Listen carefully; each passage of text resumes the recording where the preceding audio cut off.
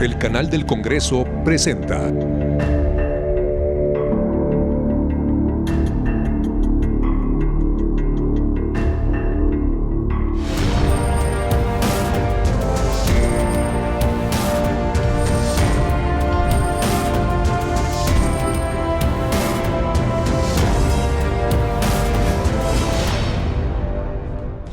Ataques con ácido, apicultura y hasta talleres legislativos para juventudes en esta edición de Cámara Alta. Soy Paulina Usigli y tras la bienvenida arrancamos con la atención puesta en la reciente aprobación de la nueva Ley de Movilidad y Seguridad Vial, resultado del trabajo de unas 70 organizaciones civiles que desde 2014 han venido empujando este tema y por fin encontró eco tanto en la pasada como en la actual 65ª legislatura cuando se ha materializado en ley.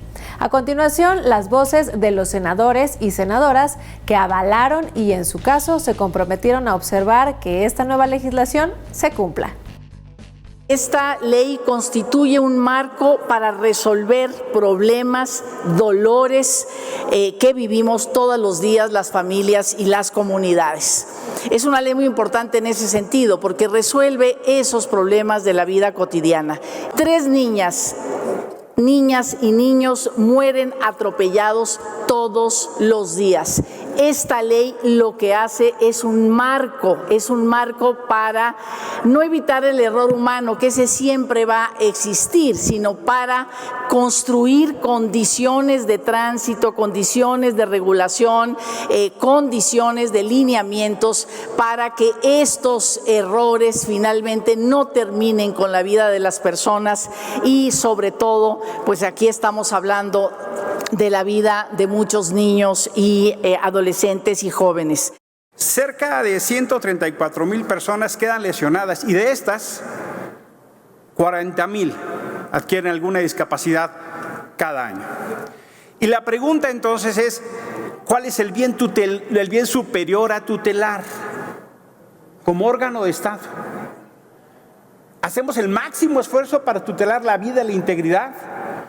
¿O cedemos en términos de estándares industriales y comerciales y lo que predomine sea vender autos y no cuidar la vida de las y los mexicanos?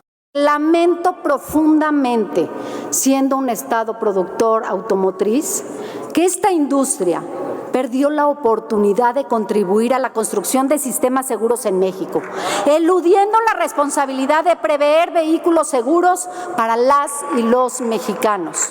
Vamos a votar a favor porque definitivamente queremos ley, hoy vamos a tener ley, no hay duda, no vamos a hacer un obstáculo para esta ley, pero sí le digo a la industria automotriz y a la Secretaría de Economía que si en un plazo razonable no publican la NOM, vamos a insistir en ponerlo en la ley, porque creo que el compromiso que hay es ponerlo en la NOM, pero yo espero que cumplan y cumplan bien y no anden de blandengues y de verdad pongan autos seguros. Esta ley es importante, primero, porque vamos a reducir los límites de velocidad. Segundo, porque también vamos a aumentar las medidas para poder prevenir que personas alcoholizadas puedan manejar y provoquen accidentes y pérdidas fatales. Y también hay que decirlo claramente, porque con esto vamos a lograr que se reconozcan y se garanticen los derechos de las víctimas de accidentes viales.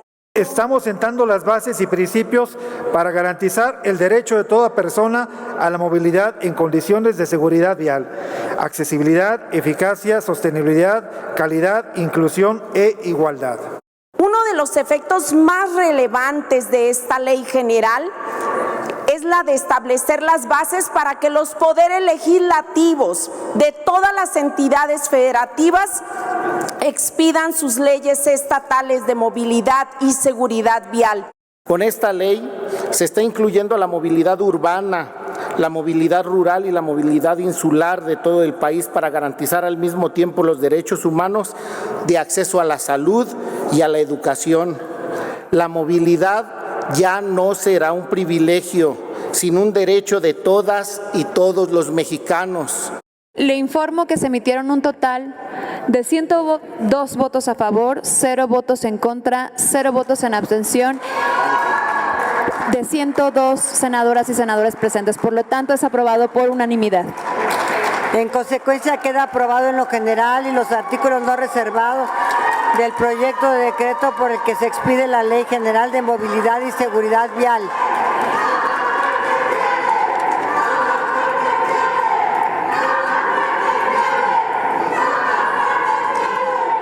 El Senado, como sabemos, durante 3 años estuvimos en foros, en parlamentos abiertos, hablando con todos los actores, actoras que tendría que ver con esta ley, ¿no? Finalmente llegamos a un acuerdo y se votó de manera unánime en el Senado. El Instituto Internacional para la Unificación del Derecho Privado, UNIDROIT, por sus siglas en francés, es una organización intergubernamental independiente con sede en Roma. Su objetivo es estudiar las necesidades y los métodos para modernizar, armonizar y coordinar el derecho privado, particularmente el derecho comercial entre estados y grupos de estados. En 1995 se creó un convenio UNIDROIT sobre los bienes culturales robados o exportados ilícitamente. El propósito de este consiste en incrementar la cooperación internacional a través del cual los estados se ajustan a un tratamiento uniforme sobre la restitución de objetos culturales robados o ilícitamente exportados. El trasfondo del convenio surgió por la preocupación de los estados participantes respecto al tráfico ilícito de bienes culturales y los daños irreparables al patrimonio cultural de las comunidades nacionales, tribales, indígenas, así como todo lo que repercute en la pérdida irreemplazable de información arqueológica, histórica y científica. Al respecto, el convenio UNIDROIT reconoce la intervención directa de los tribunales nacionales para solicitar la restitución de los bienes y contempla la totalidad de los bienes culturales y no solamente los inventariados. El 28 de octubre del 2021, el Senado mexicano aprobó la adhesión de México al convenio UNIDROIT, con lo cual nuestro país contará con mejores mecanismos jurídicos para defender sus bienes culturales y podrá ampliar la posibilidad de recuperar piezas arqueológicas.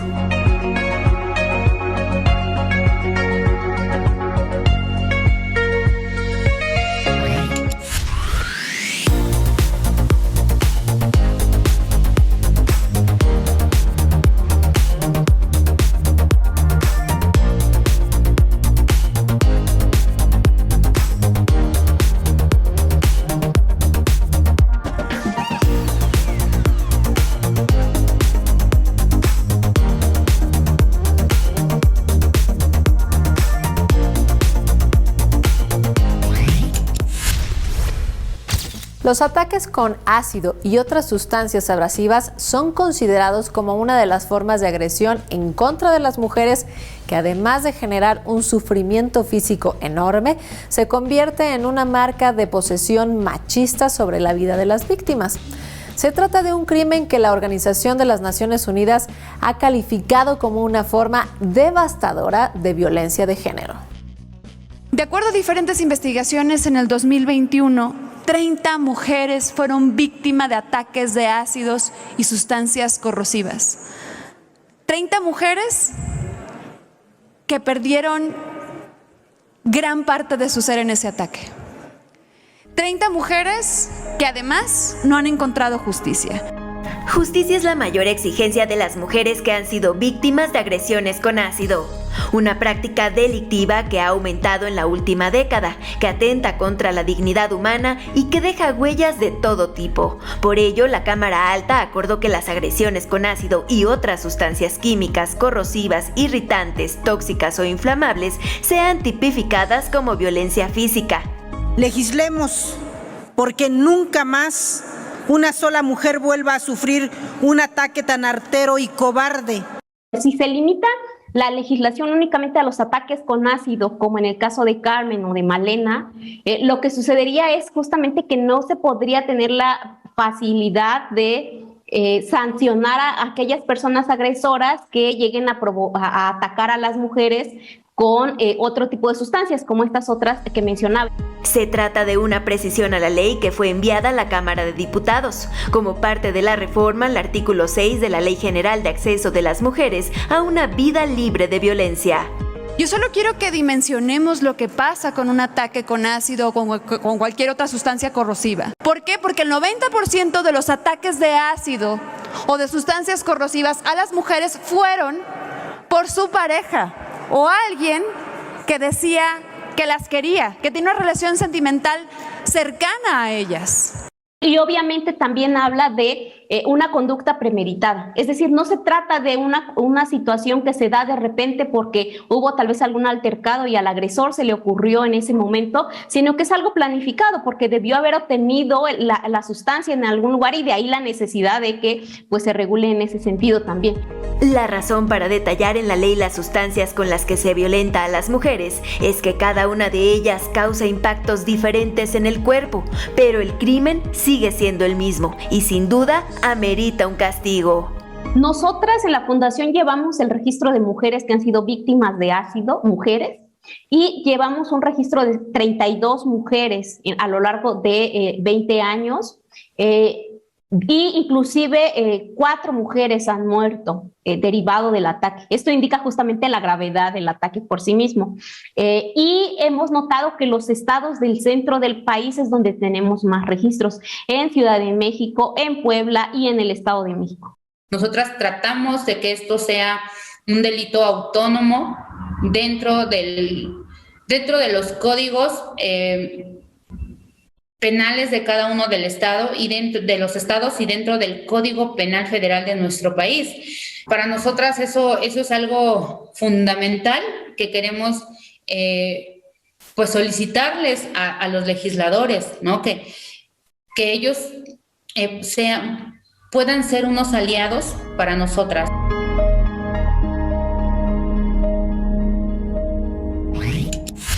Emiliano Zapata Salazar nació en San Miguel Anenecuilco, Morelos, el 8 de agosto de 1879.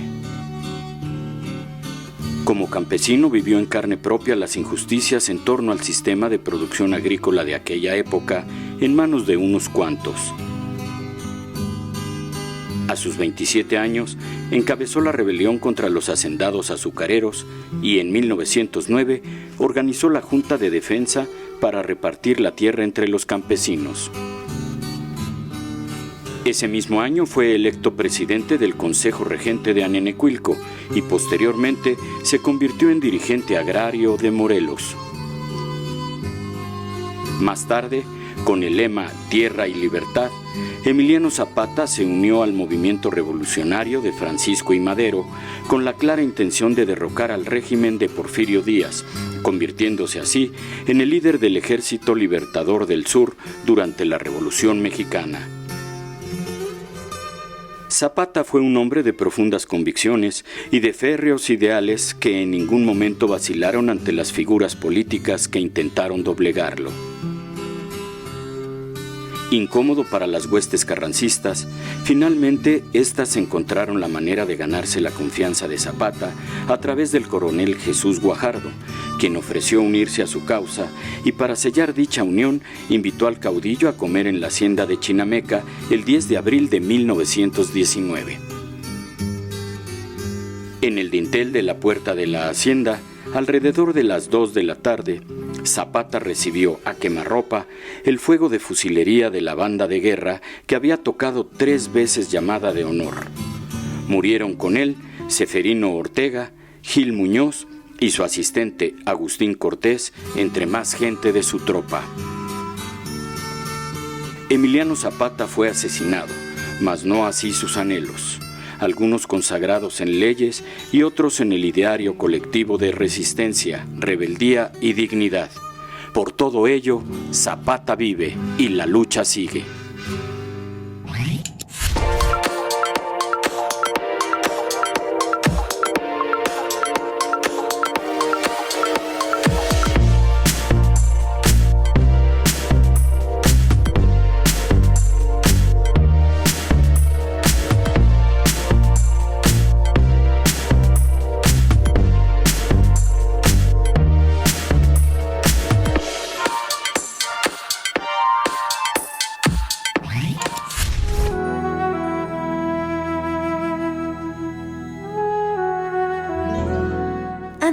Guadalupe Vázquez Alatorre nació en Minneapolis, Minnesota, en junio de 1964, pero su tierra ha sido México al igual que la de sus progenitores. Cuando cumplió 18 años, se decantó por tener una sola nacionalidad, que es la mexicana, y decidió estudiar medicina con especialidad en dermatología.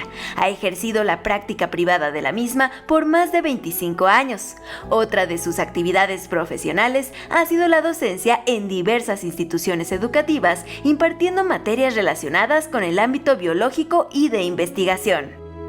Se ha dedicado a fomentar la educación y el aprendizaje infantil en organizaciones sin fines de lucro, y en una tercera faceta profesional se inclinó por la política, como una de las fundadoras del partido Morena en Guanajuato a principios de los años 2000.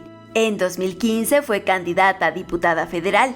En 2017, coordinadora estatal de organización de Morena en Guanajuato. Y en 2018, por un breve periodo, candidata a la gubernatura de Guanajuato, lugar que se dio para postularse al Senado. Actualmente Antares Vázquez es presidenta de la Comisión de Educación e integrante de las comisiones de Relaciones Exteriores, América Latina y el Caribe, Salud y Ciencia y Tecnología.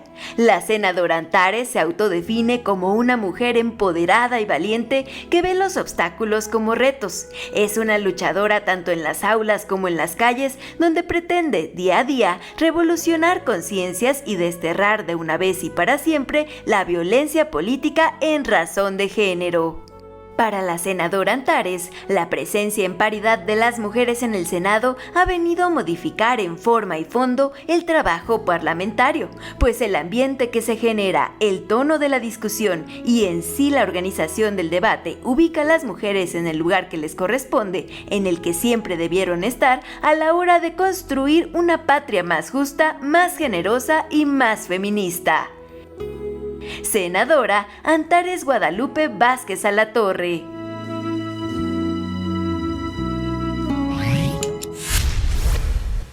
Para que una planta hembra pueda reproducirse con una planta macho, se necesita que se realice la tarea de polinización.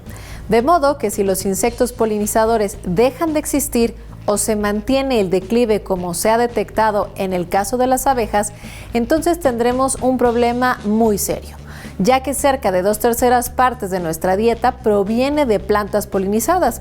De todo ello se habló en el más reciente foro sobre la legislación y el desarrollo de la apicultura en México.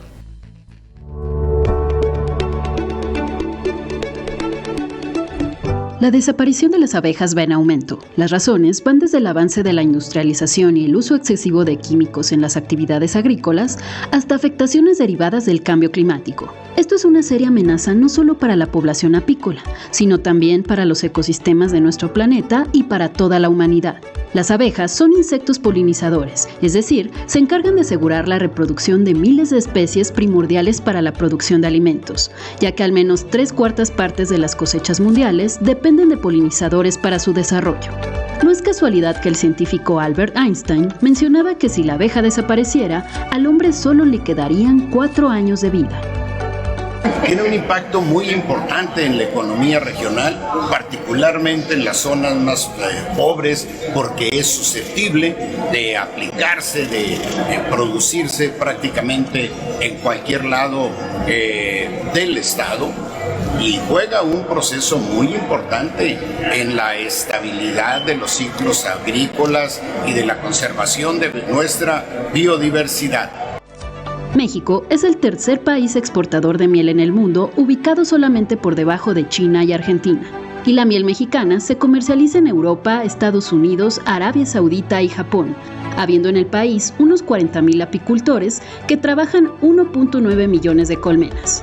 Debido a la gran importancia de las abejas, es necesario que nuestro país cuente con una regularización normativa de apicultura apegada al marco jurídico de comercio internacional, ya que existe un espacio vulnerable en el cual estos insectos son comercializados y explotados clandestinamente, afectando así al sector apícola mexicano. Necesitamos una ley apícola que nos dé certidumbre, que permita el desarrollo, la investigación, la transferencia de tecnología, el estímulo a la productividad, que apoye las buenas prácticas, que garantice la seguridad en los apiarios, así como las movilizaciones por la transhumancia. Al la fecha se cuenta con legislación en materia apícola en 21 entidades federativas. Sin embargo, el espíritu de la iniciativa de contar con una ley general de protección apícola es fortalecer en el ámbito federal lo ya contemplado en las legislaciones estatales y trazar una política nacional. Hemos conversado con todos los productores, vamos a hacer un parlamento abierto para que sea una iniciativa consensada.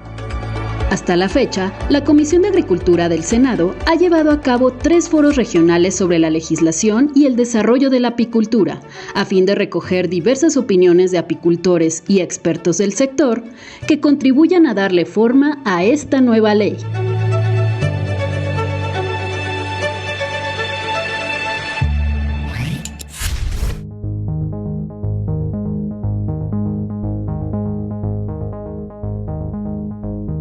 La violencia contra las mujeres y las niñas es una de las violaciones de los derechos humanos más graves, extendida, arraigada y tolerada en el mundo. Esta violencia es tanto causa como consecuencia de la desigualdad y de la discriminación de género. En México, el feminicidio se ha vuelto insostenible y la respuesta ante ello la vivimos en las calles de toda la República cada 8 de marzo. En la Cámara Alta, desde el mes de agosto de 2020, se creó la comisión especial encargada de dar seguimiento a los casos de feminicidio de niñas y adolescentes, cuyo objetivo es coadyuvar en la revisión de normas, programas, protocolos de actuación desde una perspectiva de género y atender de esta forma el interés superior de las niñas, así como su derecho a una vida libre de violencia. Acompañan a esta comisión especial la Unidad de Estudios de Género, el Instituto Belisario Domínguez y el Instituto Gilberto Bosques, que han hecho un importante trabajo de investigación, análisis y diagnósticos al respecto. Encabeza la comisión la senadora Gabriela López y es integrada por 8 senadoras más y un senador.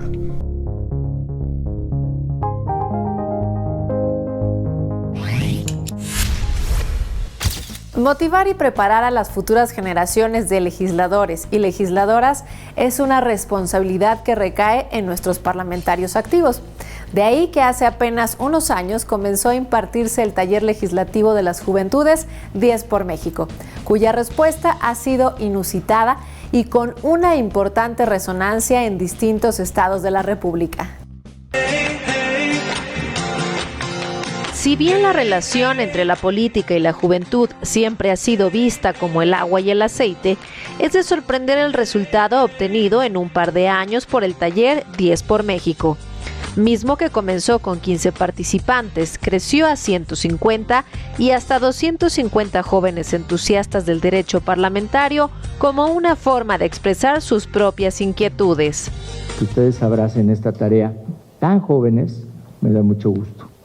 Escuchar que tenemos hoy participantes en 10 por México de 16 años, pues nos da mucho gusto porque la verdad es que hay una inquietud por la política desde edad muy temprana y eso va a permitir que tengan una proyección importante. 10 por México tiene como objetivo capacitar a las y los jóvenes en derecho parlamentario, procesos y técnicas legislativas, negociación política, así como en la construcción de leyes o reformas, en donde diversas instituciones educativas se están sumando para colaborar. Este taller se imparte en el Senado de la República.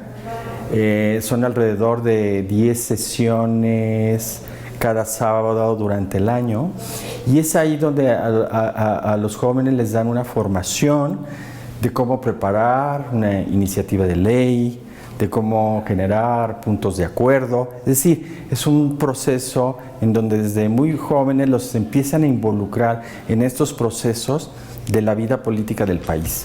Este proyecto ya se está replicando en diferentes estados de la República Mexicana, pues el interés que han generado los talleres ha crecido de forma paulatina. Yo decidí entrar a 10 por México porque tengo un sentido de responsabilidad con mi país y siento que es necesario empezar a tomar acciones para cambiarlo. El convivir con senadores es algo bastante, ¿cómo podría decírtelo? Bastante llenador para mí. O sea, el conocer gente que ya se dedica a algo, gente que ya ha hecho un cambio y también con mis compañeros, que sé que en algún momento ellos pueden ser los futuros senadores. Además de contar con validez oficial, el taller se convierte en un ejercicio cercano a la realidad legislativa que se vive día con día. Es una iniciativa diferente porque no solo son un par de días en los que simulan ser legisladores, son semanas, incluso meses de preparación en los que se enseña lo que realmente se necesita para poder tomar decisiones. Que se capaciten, como dice Ramírez Marín y Miguel Ángel Mancera, puedan hacer una iniciativa, un proyecto de ley, un acuerdo, pero sobre todo puedan consensar, puedan dialogar y puedan acordar con quienes piensan distinto a ustedes. Ese es el propósito que nos lleva a empezar en Yucatán este capítulo 10 por México.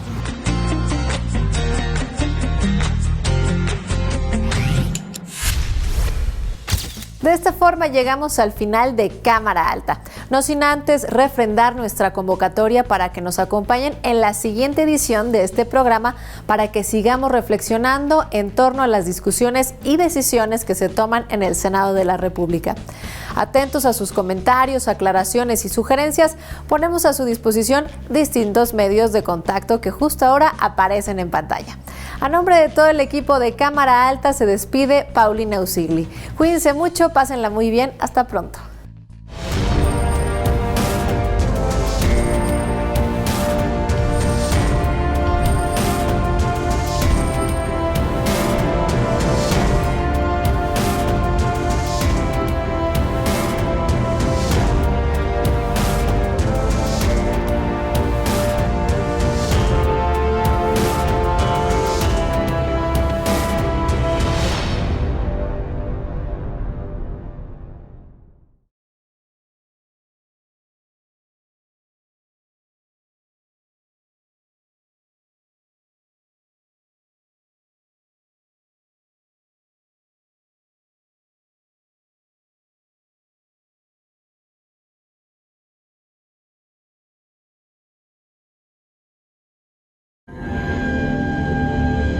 El canal del Congreso presentó